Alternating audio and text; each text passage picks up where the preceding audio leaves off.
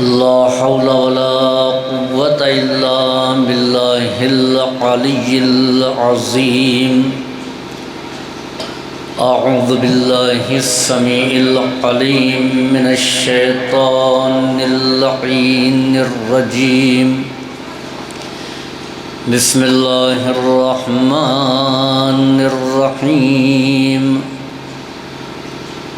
الحمد لله الذي هدانا لهذا وما كنا لنهتدي لولا أن هدانا الله لقد جاءت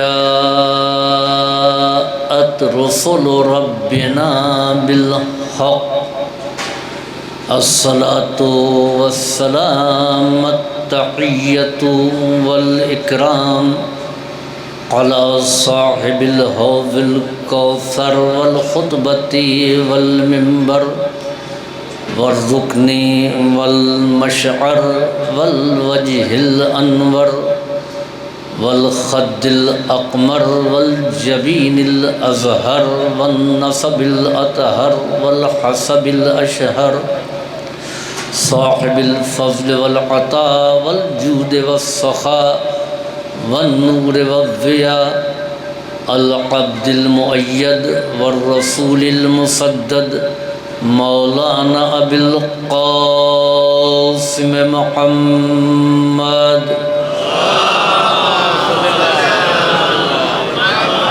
وعلى عطرته الطاهرة وذريته النجباء السعداء لا سيما على حبيبة المصطفى وقرينة المرتضى سيدة النساء فاطمة الزهراء أما بعد فقد قال الله وإذا بشر أحدهم بالأنثى ظل وجهه مسودا وهو كظيم يتوارى من القوم من سوء ما بشر به أيمسكه على هون أم يدسه في التراب ألا ساء ما يحكمون صلوات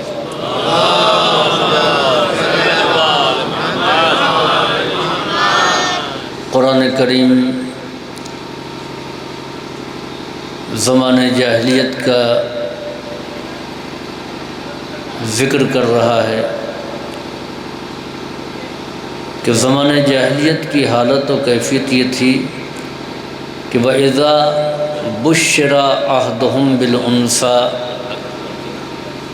کہ ان میں سے کسی ایک کو جب بیٹی کے پیدا ہونے کی بشارت دی جاتی تھی ظَلَّ وَجْهُهُ مُسْوَدًّا تو اس کا چہرہ سیاہ پڑ جاتا تھا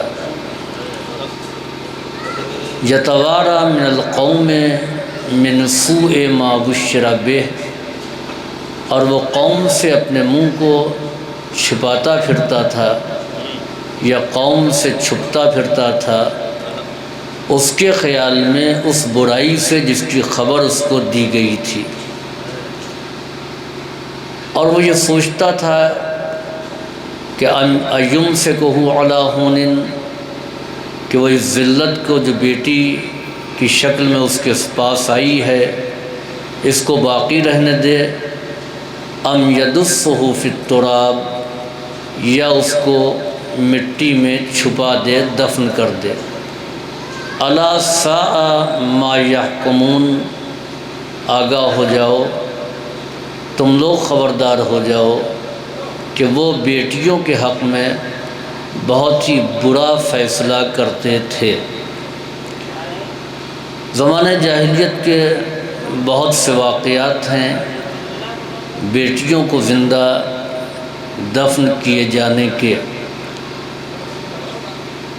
ہمارے یہاں پہلے کتاب داخل نصاب تھی، ندوۃ العلماء کی چھپی ہوئی، جس کا نام تھا منصورات، جو اب نصاب میں داخل نہیں ہے۔ اس میں ایک درس تھا احیاء الموعودات، زندہ دفن کی جانے والیوں کو زندگی عطا کرنا۔ واقعہ ہے صعصع ابن ناجیہ کا۔ صعصع ابن ناجیہ عرب کے مشہور شاعر فرزدق کے دادا تھے۔ ابھی اسلام کا اعلان نہیں ہوا ہے، پیغمبر اسلام مبعوث برسالت نہیں ہوئے ہیں۔ وہ کہتے ہیں کہ میری 2 اونٹنیاں غائب ہو گئی تھیں، میں اس کی تلاش میں نکلا، دن بھر حیران و پریشان رہا، مجھے وہ اونٹنیاں نہیں ملی، یہاں تک کہ رات آ گئی، جاڑے کی سرد رات تھی، میں صحرا میں پہنچ گیا۔ میں نے صحرا میں دیکھا کہ اس ٹھنڈک میں کچھ دور پر آگ جل رہی ہے اور اس آگ کے ارد گرد کچھ لوگ بیٹھے ہوئے ہیں۔ وہ کہتے ہیں کہ میں نے یہ سوچا کہ اس ٹھنڈک میں آبادی سے دور آگ جلا کر کے بیٹھنے والا کوئی مجبور اور لاچار ہوگا۔ میں نے یہ ارادہ کیا کہ اگر میرے امکان میں یہ ہوا کہ اس کی ضرورت کو پوری کرنا تو میں ضرور اس کی ضرورت کو پوری کروں گا۔ کہا جب میں آگ کے قریب پہنچا تو دیکھا ایک خیمہ نصب ہے، اس کے سامنے آگ روشن ہے، ایک 40 برس کا عرب وہاں بیٹھا ہے اور اس کے ارد گرد چند بچے ہیں جو بیٹھے ہوئے ہیں۔ میں نے اس عرب سے کہا شیخ، اس ٹھنڈک میں آبادی کو چھوڑ کر کے صحرا میں خیمہ زن ہونے کا مقصد کیا ہے؟ اس نے کہا میں اپنے قبیلے کے سرداروں میں سے ایک سردار ہوں، میرے یہاں اولاد ہونے والی ہے، مجھے نہیں معلوم کہ بیٹی پیدا ہوگی یا بیٹا پیدا ہوگا تو میں قبیلے میں جا کر کے جشن مناؤں گا، بیٹی پیدا ہوگی تو اسی صحرا میں دفن کر کے میں چلا جاؤں گا۔ اسی دوران اندر سے عورتوں کی آواز آئی کہ بیٹی پیدا ہوئی۔ اس عرب کا چہرہ سیاہ پڑ گیا، وہ غصے سے کانپنے لگا۔ اس نے وہیں پر بیلچہ اٹھایا اور ایک قبر تیار کرنا شروع کیا۔ صعصع کہتے ہیں کہ میں نے اس کو اس کام سے روکا، تیری بیٹی ہے، تیرا خون ہے، تیری لخت جگر ہے، اس کو زندہ رہنے دے۔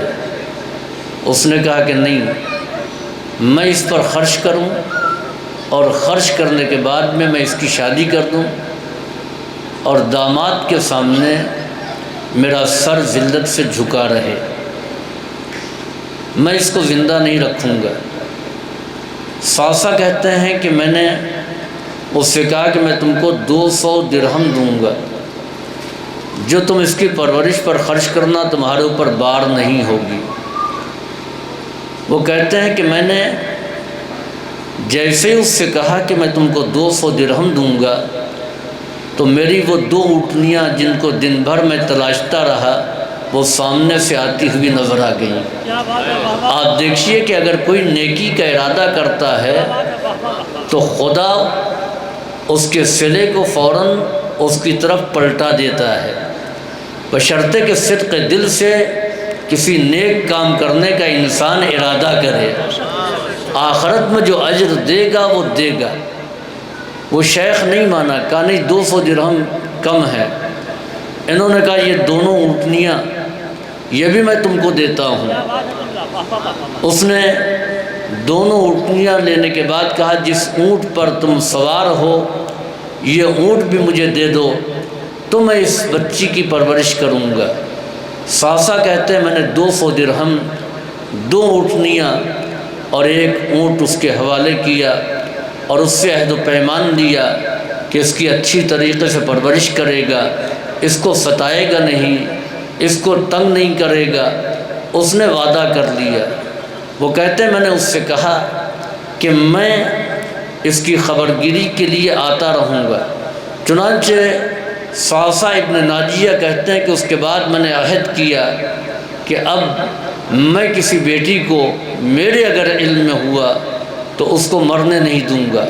وہ کہتے ہیں جہاں پر بھی مجھے خبر ملتی تھی بیٹی ہوئی ہے میں وہاں پہنچ جاتا تھا، 200 درہم، 2 اونٹنیاں اور 1 اونٹ کے بدلے میں اس بچی کی زندگی کو بچا لیتا تھا۔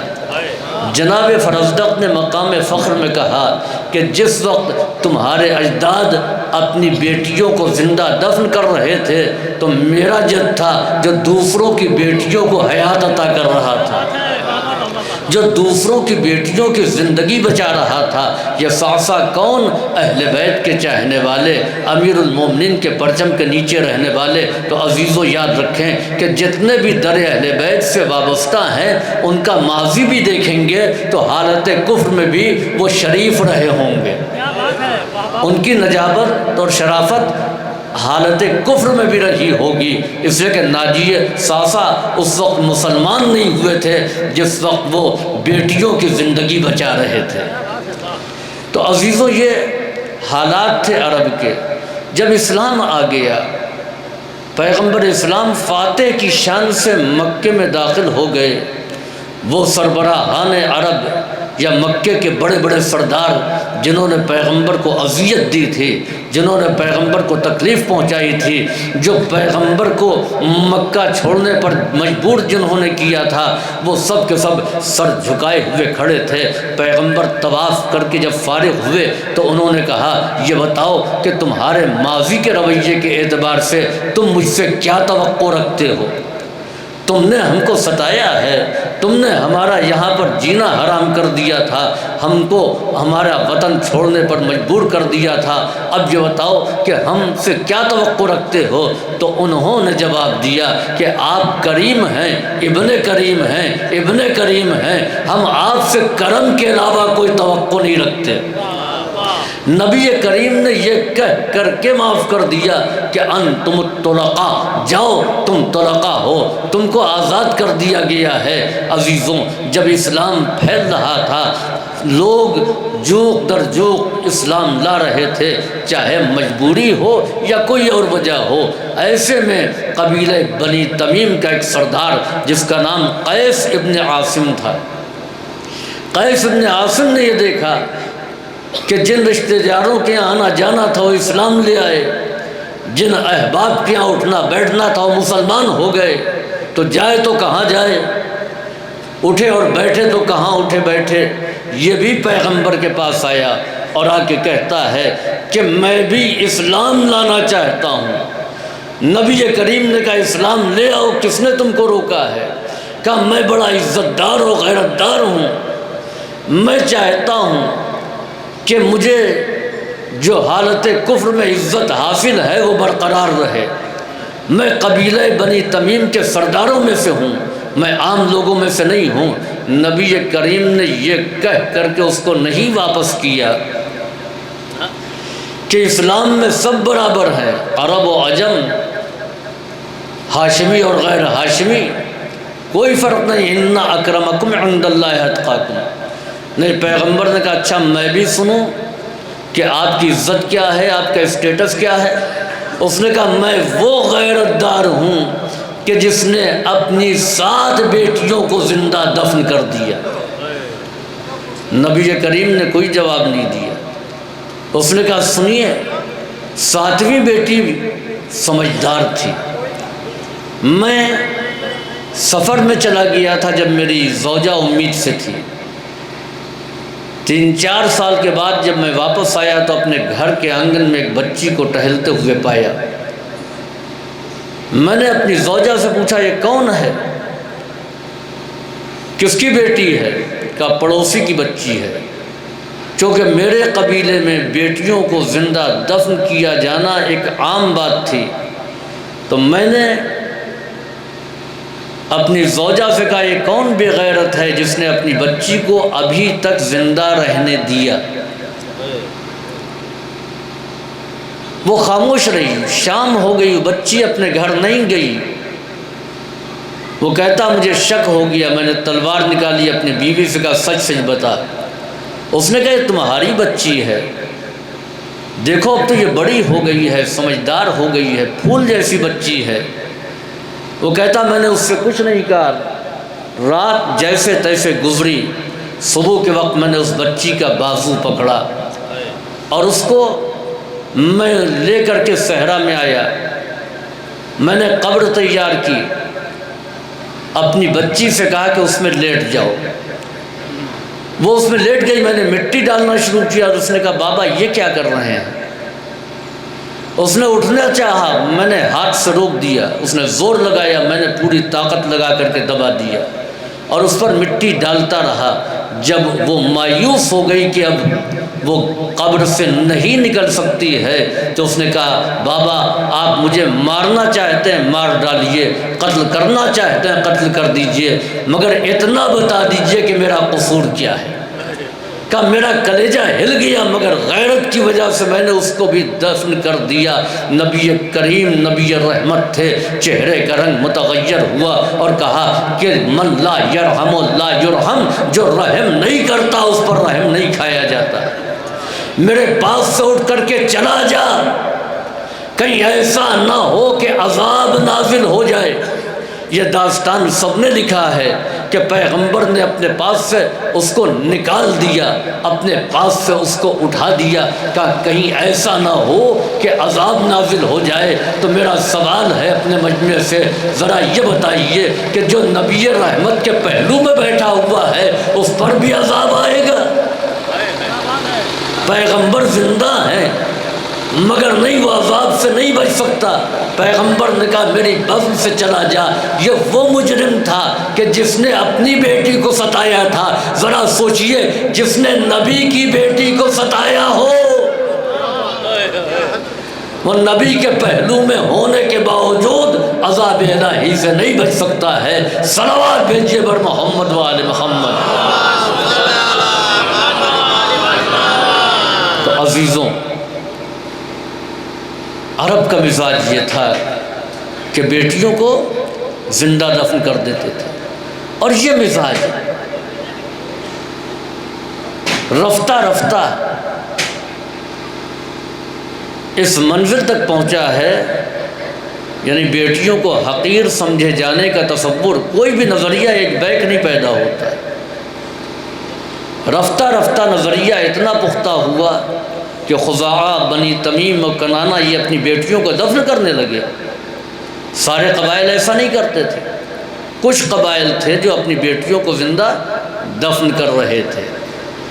یہ دور جاہلیت۔ عزیزوں، دور جاہلیت کس دور کو کہتے ہیں؟ بنی اسرائیل کے آخری نبی جناب عیسیٰ، جناب عیسیٰ سے لے کر کے پیغمبر اسلام کے مبعوث برسالت ہونے تک کا زمانہ زمانۂ جاہلیت کہلاتا ہے۔ جناب عیسیٰ کو پیدا ہوئے 2022 سال گزر چکے ہیں، پیغمبر کو ہجرت کیے ہوئے 1444 سال، تو آپ 1444 کو گھٹا لیجئے 2022 میں سے تو 578 بچیں گے۔ یہ زمانہ ہے زمانۂ جاہلیت کا۔ زمانۂ جاہلیت کے آغاز میں جناب عیسیٰ بھی پیدا نہیں ہوئے ہیں، جناب عیسیٰ کے چرخ چہارم پر پہنچ جانے کے بعد جاہلیت کا زمانہ شروع ہوگا۔ اس وقت جب اللہ نے جناب عمران کو ایک بیٹی عطا کی تو ان کی زوجہ نے کیا کہا؟ عام گھرانہ جانے دیجیے، جناب عیسیٰ کی ماں پیدا ہونے والی ہے۔ تو انہوں نے کیا کہا؟ فلما وضعتها، جب انہوں نے بچی کو جنا تو کیا کہا کہ رب انی وضعتها انثى، پروردگارہ میں نے تو بیٹی کو جنا ہے، ولیس الذکر کالانثى، یہ کہ بیٹا بیٹی کے جیسا نہیں ہو سکتا، ذکر بیٹا، انثیٰ بیٹی، لیس الذکر نہیں ہو سکتا بیٹا، کالانثیٰ بیٹی کی طرح۔ تو تو عزیزوں، جناب مریم کی ماں نے جب بیٹی پیدا ہوئی تو اس وقت یہ کہا کہ یہ بیٹی پیدا ہو گئی، اور کہا کہ میں بیٹا چاہتی تھی، یہ بیٹی پیدا ہو گئی۔ اس پر حیرت، جواب کیا ملا کہ لیس الذکر کالانثی، تمہاری چاہت بیٹی کی تھی، یاد رکھو کہ بیٹا بیٹی کے جیسا نہیں ہو سکتا۔ یہ کون کہہ رہا ہے؟ جناب مریم کی ماں نہیں کہہ رہی ہیں، وہ کہتی تو وہ کہتی کہ بیٹی بیٹے کے جیسے نہیں ہو سکتی۔ خدا کہہ رہا ہے کہ بیٹا بیٹی کے جیسا نہیں ہو سکتا۔ جناب مریم کی ماں نے کس کے لیے مانگا تھا؟ اپنے گھر کے لیے؟ اپنے گھر کے لیے نہیں، خدا کے گھر کے لیے۔ اگر وہ اپنے گھر کے لیے مانگتی تو خدا وہ دیتا جو ان کی چاہت تھی۔ انہوں نے خدا کے گھر کے لیے مانگا ہے، لہذا خدا نے وہ دیا جو وہ چاہتا تھا۔ صلوات بھیجیے بر محمد و آل محمد۔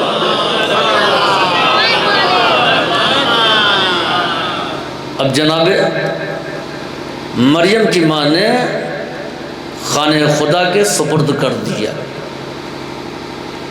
جناب مریم کو۔ اب یہاں پر قرآن کریم میں ہے کہ کلما دخل علیہا زکریا المحراب وجد عندہا رزقا، جب بھی زکریا محراب میں داخل ہوتے تھے تو جناب مریم کے پاس وہ رزق پاتے تھے، کھانے پینے کی چیزیں، جبکہ وہ تالے میں ان کو بند کر کے جاتے تھے، چابی ان کے پاس ہوتی تھی۔ اور جناب مریم سے کہتے تھے یا مریم انا لک ھذا، مریم یہ کہاں سے تمہارے پاس آیا؟ جناب مریم نے کہا ہوا من عند اللہ، وہ اللہ کی طرف سے ہے۔ ان اللہ یرزق من یشاء بغیر حساب، خدا جس کو چاہتا ہے بے حساب دیتا ہے۔ جناب زکریا نے کیوں پوچھا؟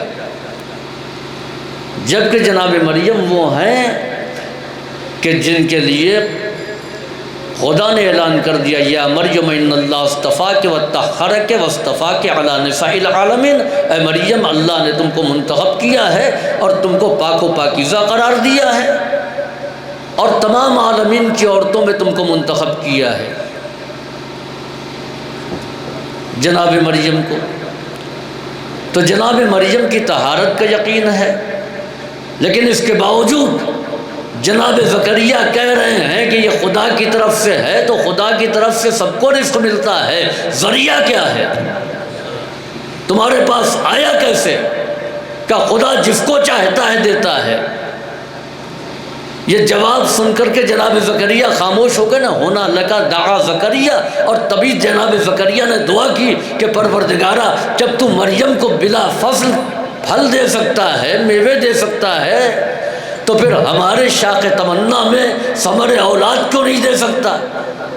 یعنی جناب مریم کو دیکھ کر کے جناب زکریا نے دعا کی اولاد کے لیے، اور جن میووں کو دیکھا اس کا زمانہ نہیں تھا، ورنہ پوچھتے کیوں؟ تو خدا ہی کی طرف سے۔ تو جناب مریم سے سوال کیا، تو جناب مریم سے نہ زکریا کو پوچھنے کی ضرورت تھی،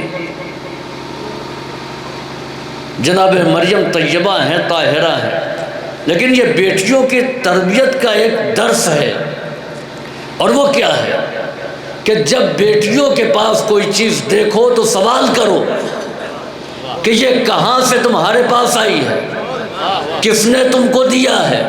ہماری بیٹی، ہم کو بڑا یقین ہے، میری بیٹی بہت اچھی ہے، یقیناً بہت اچھی ہے، یقیناً آپ کو بہت اعتماد ہے، مگر ہماری بیٹیاں مریم تو نہیں ہیں۔ جب مریم جیسی بیٹی سے پوچھا جا سکتا ہے تو ہر باپ کو چاہیے کہ اپنی بیٹی سے سوال کرے۔ صلوات بھیجیے بر محمد و آل محمد۔ اچھا بیٹیوں،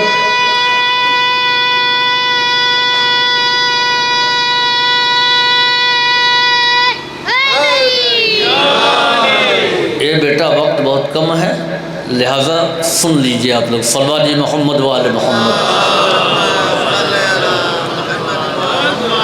عزیزوں، قرآن کریم نے یہاں پر ایک جملہ کہا، الا ساء ما یحکمون، تم لوگ خبردار ہو جاؤ کہ وہ بیٹیوں کے حق میں بہت برا فیصلہ کرتے تھے۔ سوال یہ پیدا ہوتا کہ جن سے قرآن خطاب کر رہا ہے وہ تو اپنی بیٹیوں کو نہیں دفن کرتے تھے نا، دفن کرتے تھے ان سے پہلے کے لوگ، یہ تو ایسے نہیں تھے، مگر ان کو کیوں کہا جا رہا ہے کہ تم خبردار ہو جاؤ، وہ بیٹیوں کے حق میں برا فیصلہ کرتے تھے۔ خبردار وہاں کیا جاتا ہے جہاں پر خطرہ ٹلتا نہیں۔ کورونا پھر چائنا میں پھیل گیا، ہندوستان میں ریڈ الرٹ، تو الرٹ وہاں کیا جاتا ہے یہاں خطرہ۔ زمانے جاہلیت کا خطرہ ٹلا نہیں ہے، اگر وہ خطرہ ٹل گیا ہوتا تو قرآن کبھی اصحاب پیغمبر سے نہیں کہتا کہ تم خبردار رہنا، انہوں نے جو سلوک کیا ہے بچیوں کے ساتھ وہ سلوک تم نہ کرنا۔ اور یہ بات آج بھی ہمارے اور آپ کے سماج میں پائی جاتی ہے۔ مسلسل اگر 3 بیٹیاں پیدا ہو گئیں تو اب چاہے باپ کچھ کہے یا نہ کہے، دادا کچھ کہے یا نہ کہے، چچا کو اعتراض ہو یا نہ ہو، مگر دادی کو اور پھوپھی کو ضرور اعتراض ہوگا۔ بیٹیاں پیدا ہو گئی، بیٹی ہی بیٹی ہے، بٹیا ہی بٹیا ہے، جبکہ وہ خود بھی کسی کی بیٹی بن کر کے پیدا ہوئی تھی۔ یعنی مرد سماج نے اتنا برا نہیں مانا ہے جتنا خود عورتوں کے سماج نے، بیٹی پیدا ہو گئی تو منہ بنا دیا۔ اچھا، وہ مزاج جاہلیت آج بھی باقی ہے۔ جب شادیاں ہوتی ہیں نا تو کسی کا بیٹا ہوتا ہے، کسی کی بیٹی ہوتی ہے۔ کچھ مہمان بیٹی کی طرف سے ہوتے ہیں اور کچھ بیٹے کی طرف سے۔ اب آپ دیکھیے، احساس کمتری، بیٹیوں کو کمتر سمجھے جانے کا تصور آج بھی سماج میں ہے۔ کیا صاحب، یہ بیچارے احساس کمتری میں، ارے ہم تو گھراتی ہیں، ہم تو یہیں ٹھیک ہیں، باراتیوں کو دیکھیے، اور وہاں بھی اہتمام ہو رہا ہے، یہ باراتیوں کا کھانا ہے، یہاں باراتی آرام کریں گے۔ بھائی مہمان وہ بھی ہے، مہمان یہ بھی ہے۔ اور لڑکے کا باپ، دیکھیے ہمارے باراتیوں کا بڑا خیال رکھیے گا، کون سے ہوٹل میں آپ رکا رہے ہیں، ان کی خاطر میں کوئی کمی نہیں ہونا چاہیے۔ بھائی کیوں کمی ہونی چاہیے، نہیں ہونا چاہیے؟ دیکھیے ہم کو کچھ چاہیے نہیں، لیکن شادی ایسی ہو، شادی آپ 3 اسٹار ہوٹل میں کرائیں یا 5 اسٹار میں، اس میں کوئی اعتراض نہیں۔ جتنی اچھی شادی اور جتنی اچھی خاطر کرانا ہے اتنا ہی اچھا مہر بیٹیوں کے باپ تک پہنچا دیں۔ وجہ یہ ہے کہ ہم دوسرے سماج سے متاثر ہو گئے ہیں نا۔ باراتی بھی اب یہ تصور کیا، کیونکہ یہ لڑکے کی طرف سے آئے ہیں لہذا لڑکا بلند ہے تو یہ بھی بلند تر ہیں۔ اب یہ باراتی بھی جو آ رہے ہیں، سب کیا انتظام ہے آپ کا؟ ابھی تک چائے نہیں پہنچی ہے، معلوم یہ ہو رہا ہے کہ سدرۃ المنتہا سے نازل ہو کر کے آ رہے ہیں، عرش الہی سے آ رہے ہیں۔ بھئی آپ آئے ہوئے ہیں، وہ بیچارہ خود ہی پریشان ہے کہ اپنے دروازے پر ہر ایک کی خاطر و عزت کرے، تھوڑا سا صبر تو ہونا چاہیے۔ وجہ یہ ہے کہ ہم نے صرف اور صرف کیا شریعت سے کیا لیا کہ نکاح، اور نکاح میں کیا مہر شرعی ہونا چاہیے، پوری شادی غیر شرعی اور مہر شرعی ہو، یہ کہاں سے بھائی؟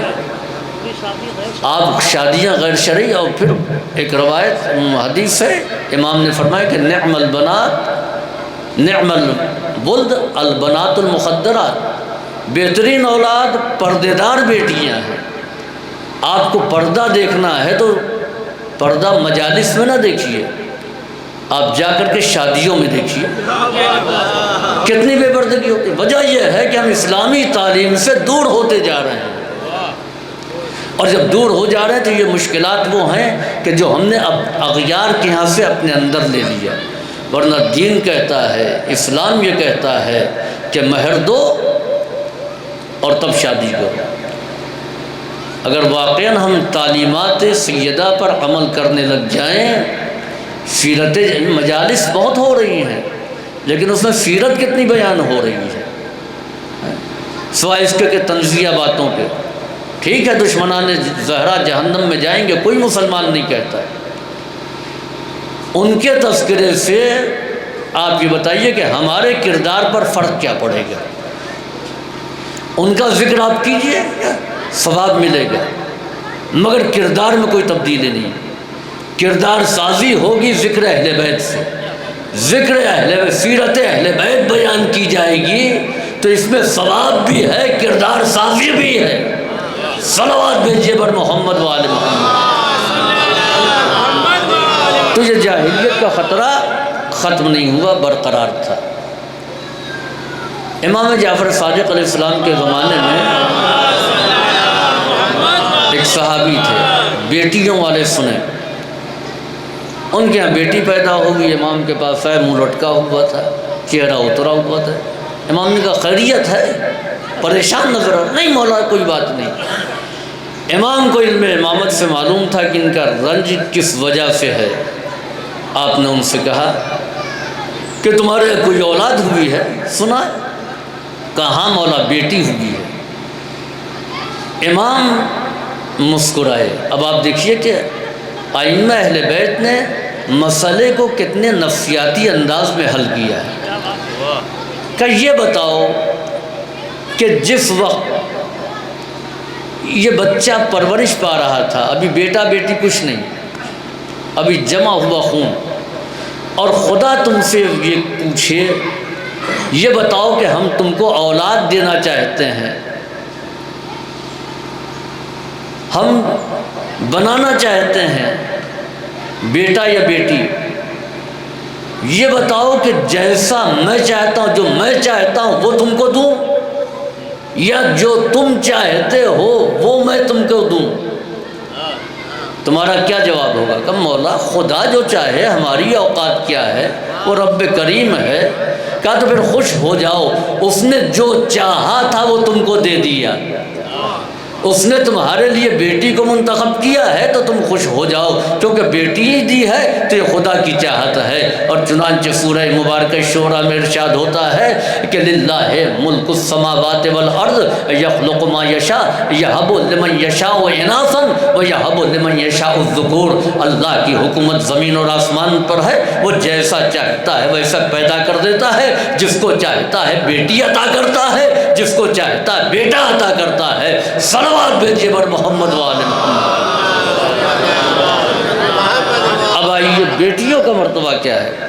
روایت میں ہے کہ من عالی ثلاث اخوات من عالی ثلاث بنات و ثلاث اخوات وجبت لہ الجنہ، جس نے 3 بیٹیوں یا 3 بہنوں کی پرورش کی تو اس پر جنت واجب ہے، اس پر جنت واجب ہو گئی۔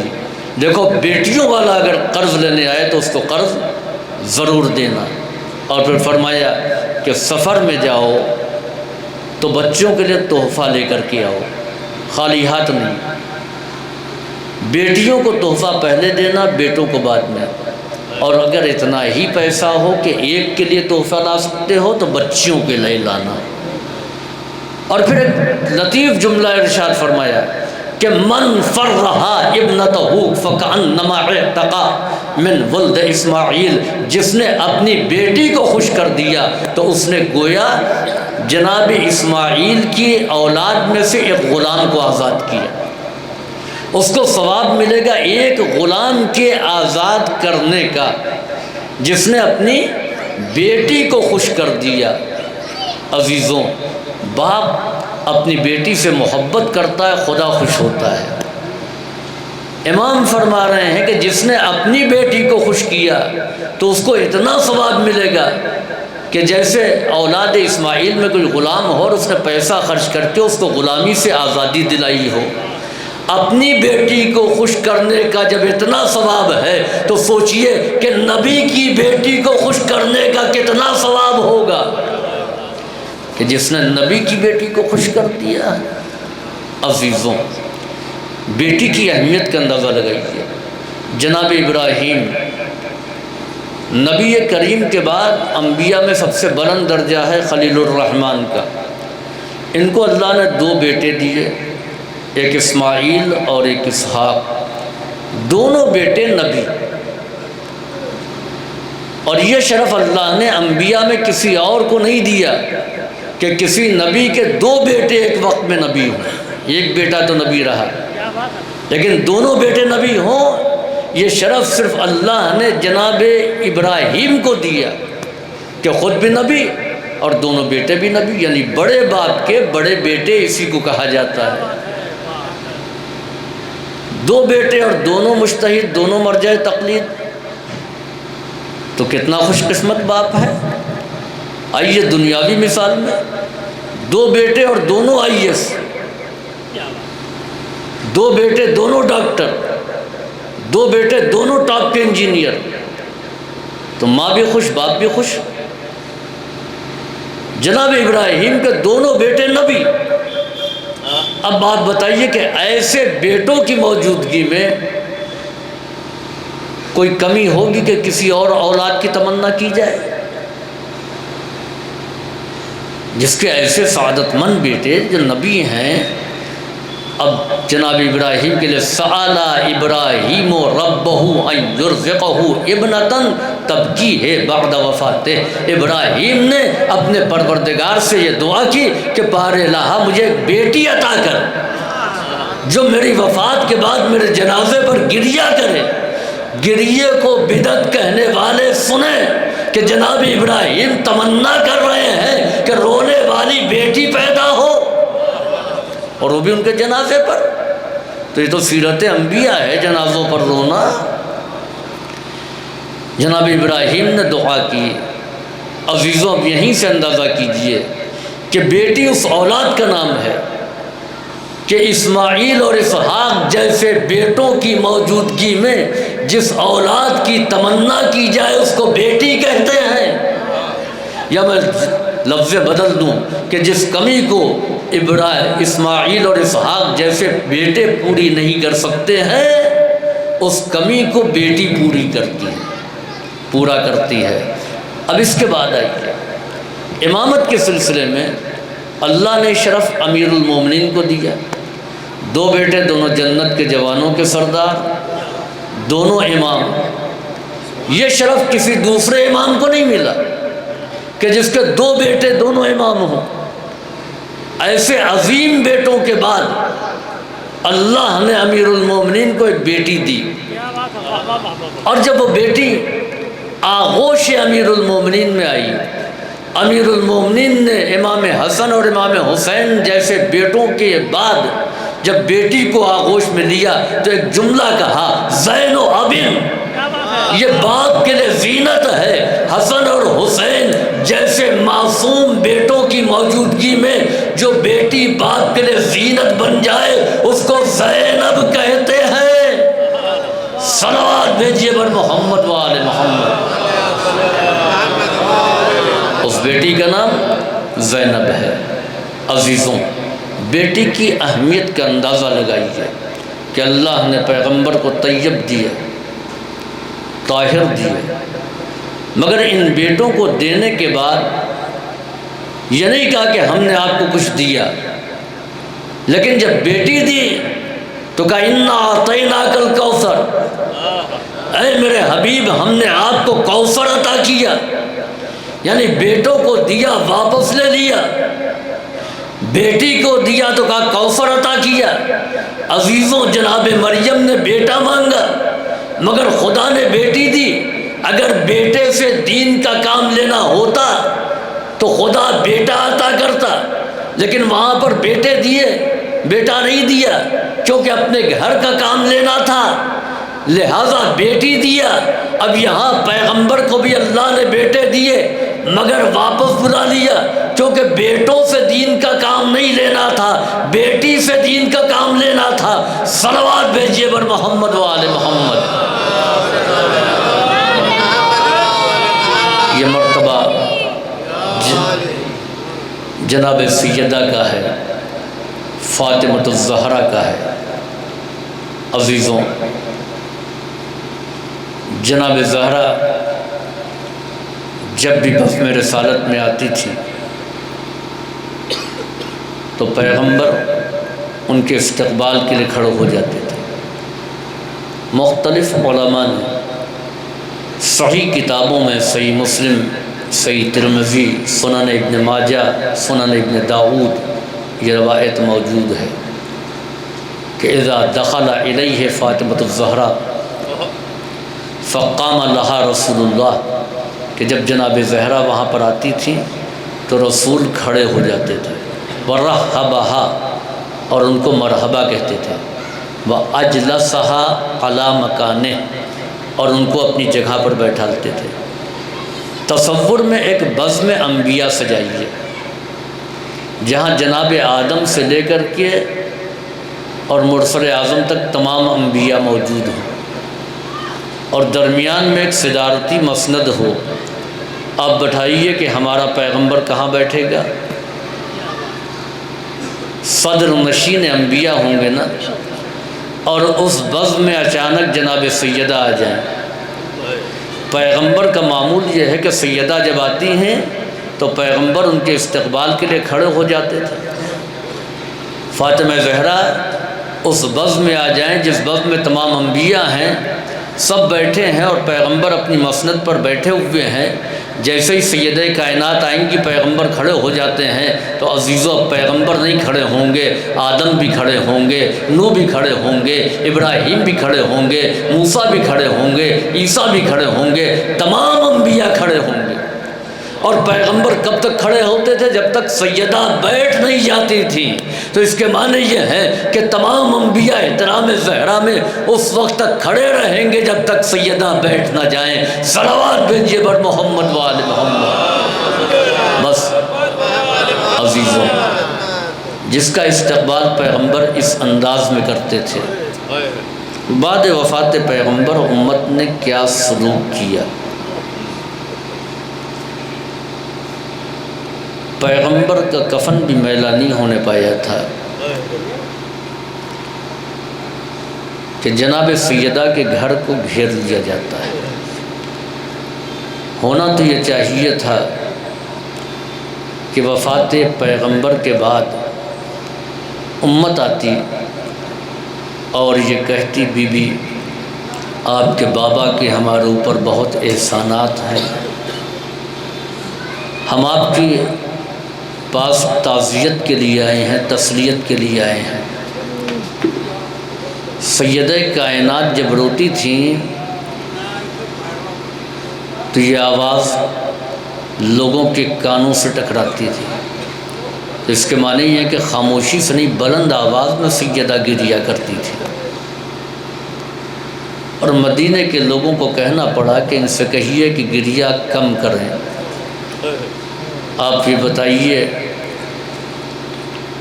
کہ مرسل اعظم شہزادی کائنات کے حقیقی باپ تھے تو امت کے روحانی باپ تھے، تنہا فاطمہ کے باپ تو نہیں تھے نا۔ اپنے روحانی باپ کی جدائی پر امت کو سیدہ کے ہم آواز ہو جانا چاہیے، یہ تو نہیں ہوا، مگر ہاں ہم نے دیکھا کہ گھر کو گھیر لیا گیا۔ شہزادی دروازے کے قریب آتی ہے، کہتی ہیں کہ تم یہ کیا کر رہے ہو؟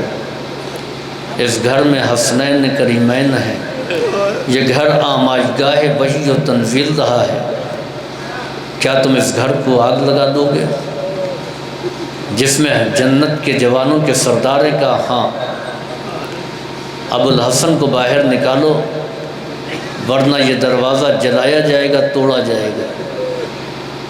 شہزادی دروازے کے پیچھے کھڑی ہو جاتی ہے۔ عزیزوں، شہزادی کا جو مرثیہ ہے اس کے دو شعر، ایک شعر تو بہت مشہور ہوا، قل للمغیب تحت اطباق الثری ان کنت تسمع صرختی و ندائیہ، کوئی کہہ دے مٹی کے نیچے مدفون پیغمبر سے، اگر وہ ہماری فریاد کو سن رہے ہیں تو سن لیں کہ صبت علی مصائب لو انہا صبت علی الایام سرنا لیا ہمارے اوپر وہ مصیبتیں پڑی ہیں کہ یہ مصیبتیں اگر دن پر پڑتی تو تاریک راتوں میں تبدیل ہو جاتے۔ ارباب عزا، شہزادی کے پہلو پر جلتا ہوا دروازہ گرا۔ جب دروازہ جل رہا تھا تو کسی کو توفیق نہیں ہوئی کہ پانی لا کر کے چھڑک دیتا۔ یہ فطری بات ہے، آگ کہیں لگتی ہے تو آدمی پانی لے کر کے دوڑ جاتا ہے۔ سیدہ کا در جل رہا تھا، کوئی نہیں آیا، جلتا ہوا دروازہ پہلو پر گرا ہے۔ وہ کیل جس سے دروازہ دیوار میں پیوست تھا وہ پہلو میں آ کر کے پیوست ہو جاتے ہیں۔ شہزادی دروازے کے نیچے ہیں، رونتے ہوئے ظالم گھر کے اندر داخل ہو جاتے ہیں۔ فاطمہ بے ہوش ہوتی ہیں، بے ہوش ہوتے ہوتے کہتی ہے فضت خذینی لقد سقطت ما فی بطنی، اے فضہ مجھے سہارا دو، میرا فرزند محسن شہید ہو گیا۔ ارباب عزا، امیر المومنین کے گلے میں ریسمان ظلم باندھ دی جاتی ہے۔ سیدہ کو اسما اور فضہ لے آتی ہیں، پانی چھڑکتی ہیں۔ جب ہوش آتا ہے تو گھر میں سناٹا پاتی ہیں۔ اے فضہ یہ بتاؤ کہ ابو الحسن نظر نہیں آ رہے ہیں، کہ ان کو گرفتار کر کے لے گئے ہیں؟ عزیزوں، اپنا درد بی بی بھول جاتی ہیں اور دروازے کے قریب آتی ہیں۔ خلو ابو الحسن، ابو الحسن کو چھوڑ دو ورنہ میں بد دعا کروں گی۔ مدینہ کی زمین کانپنے لگی، پہاڑیاں لرزنے لگیں، مکانات ہلنے لگے، مسجد نبوی کی دیوار بلند ہو گئی۔ یہ عالم تھا کہ کسی نے کہا کہ اگر علی کو نہ چھوڑا گیا تو ابھی عذاب نازل ہو جائے گا۔ امیر المومنین نے سلمان کو بلایا، اے سلمان سیدہ سے کہو کہ بد دعا نہ کریں گے۔ ارباب عزا، گھبرا کر کے امیر المومنین کو چھوڑ دیا جاتا ہے۔ میں کہوں گا کہ یہ کربلا، یہ مدینے کا علی ہے جس کو فاطمہ نے بچا لیا۔ آئے کربلا میں بھی ایک علی تھا جس کے ہاتھوں میں ہتھکڑیاں تھیں، پاؤں میں بیڑیاں تھیں، گلے میں خاردار طوق تھا۔ ارباب عزا، جناب سیدہ نے مرثیہ پڑھا تھا کہ بابا میرے اوپر ایسی مصیبت پڑی ہے، یہ دن پر پڑتی تو یہ تاریک رات میں بدل جاتے۔ میں نے دیکھا کہ واقعاً یہاں پر مصیبت کا آغاز ہوا۔ ہم نے مدینے میں دروازہ جلتے ہوئے دیکھا تو کربلا میں جلتے ہوئے خیمے نظر آئے۔ یہاں پر ایک محسن کا لاشا، وہاں 72 لاشیں، یہاں پر ایک علی کے گلے میں ریسمان ظلم۔ کربلا میں بھی ایک علی کے گلے میں طوق تھا اور سیدانیوں کے بازوؤں میں ریسمان ظلم تھے۔ ارباب عزا، اس کے بعد شہزادی زیادہ دنوں تک زندہ نہیں رہی ہے۔ بعض مورخین نے یہ لکھا کہ فاطمہ زہرا کی پسلیاں شکستہ تھیں، پسلیوں کے ٹوٹنے سے اتنی اذیت تھی کہ سیدھے کھڑے ہو کر کے چلا نہیں جاتا تھا۔ گھر کے صحن میں عصا کے سہارے سے جھک کر کے چلتی تھی، جیسے معلوم ہوتا تھا کہ کوئی 100 سال کی ضعیفہ ہے کہ جس کی کمر جھک گئی ہے۔ آپ بتائیے کہ شہزادی کی عمر کتنی تھی؟ 19 سال میں اگر کسی کی کمر جھک جائے تو سوچئے کہ زمانے نے کتنے ستم ڈھائے ہیں۔ ارباب عزا، وہ وقت بھی آیا کہ جب فاطمہ اس دنیا میں نہیں رہی، امیر المومنین کو خبر دی گئی، علی کو غش آ جاتا ہے، سلمان پنکھا جھلتے ہیں، ابو بکر پانی چھڑکتے ہیں، وصیت کے مطابق آپ نے غسل و کفن دیا اور جنازہ تیار ہو گیا۔ کاشانہ امامت میں شب کی تاریکی میں شمع کی مدھم روشنی میں تابوت سیدہ رکھا ہوا ہے، بچے منتظر ہیں کہ کب ہم کو بلایا جائے۔ امیر المومنین کہتے ہیں بچوں آؤ، آ کر کے اپنی ماں سے رخصت ہو لو۔ آئے عزیزوں، امام حسن آئے، امام حسین قریب آئے، لیکن تابوت کے قریب نہ گئے، چند قدم بڑھایا پھر رک گئے۔ اے اماں، میں کبھی خود سے آپ کے پاس نہیں آیا، ہمیشہ آپ نے میرے لیے آغوش کو کیا تھا، آپ کا حسین کھڑا ہوا ہے۔ عزیزوں، بند کفن ٹوٹے، دو ہاتھ برآمد ہوئے، دونوں بھائی ماں کے جسم اقدس سے لپٹ گئے اور پھر گریہ کرنے لگے۔ یہ گریہ کی وہ آواز تھی جس نے فلک میں کو حرام بپا کر دیا۔ ہم ہاتف کی آواز آئی یا علی ارفعہما، اے علی ان دونوں کو ہٹاؤ، فقط ابکیانی ملائکۃ السما، ارے انہوں نے ملائکہ سماوات کو رلا دیا۔ ارباب عزا بچوں کو دلاسا دیا، دلاسا دے کر کے ماں کے جنازے سے الگ کیا، اور پھر اس کے بعد میں مخصوص اصحاب کو بلایا جن میں سلمان فارسی تھے، حذیفہ یمانی تھے، مقداد تھے، ابو ذر تھے، ان میں چچا عباس تھے۔ جب یہ لوگ آ گئے، تابوت رکھا ہوا تھا، امیر المومنین کہتے ہیں کہ سیدہ کو قبر تک لے جانا ہے۔ جناب سلمان فارسی کہتے ہیں یا علی ابھی کل ہی کی تو بات تھی کہ میں فاطمہ کو رسول اللہ کے گھر سے رخصت کرا کر کے آپ کے گھر لایا تھا، آج اسی فاطمہ کا تابوت رکھا ہوا ہے۔ اور عجب جملہ کہا کہ کیا خبر تھی کہ جن ہاتھوں نے اس ناقے کی مہار پکڑی جن پر سیدہ دلہن کی حیثیت سے سوار تھی، آپ کے گھر تک لے کر کے آیا تھا، آج وہی ہاتھ تابوت فاطمہ کو اٹھائیں گے۔ ارباب عزا شب کی تاریکی میں فاطمہ کا تابوت اٹھا، قبر کے قریب لا کر کے رکھ کر کے سب الگ ہٹ گئے، اس لیے کہ اب صرف محرم رہ سکتے ہیں، نامحرم ہٹ گئے۔ امیر المومنین ہے، امام حسن اور امام حسین ہے، اب جناب سیدہ کو قبر میں اتارے تو کیسے اتارے، سپرد لحد کرے تو کیسے کرے، اس لیے کہ جب میت کو قبر میں اتارنا ہوتا ہے تو بڑے سہاروں کی ضرورت ہوتی ہے، کچھ لوگ اوپر ہوتے ہیں، کچھ نیچے ہوتے ہیں، سہارے سے میت کو اتار دیا جاتا ہے۔ علی نے جسد اقدس کو لیا، ارے کائنات کا مشکل کشا مشکل میں تھا، حسنین کمسن ہے، کیسے سیدہ کو قبر میں اتارے، قبر سے 2 ہاتھ برآمد ہوئے، یا علی لاؤ میری امانت کو میرے حوالے کر دو، یا رسول اللہ میں آپ کی امانت لایا ہوں مگر بہت شرمندہ ہوں، امت نے ظلم ڈھایا، فاطمہ کی پسلیاں ٹوٹی ہوئی ہیں، سیعلم الذین ظلموا أي منقلب ينقلبون على لعنة الله على القوم الظالمين ربنا تقبل منا إنك أنت السميع العليم اللهم افعل بنا ما أنت أهله ولا تفعل بنا ما نحن أهله بجاه محمد وآله الطيبين الطاهرين.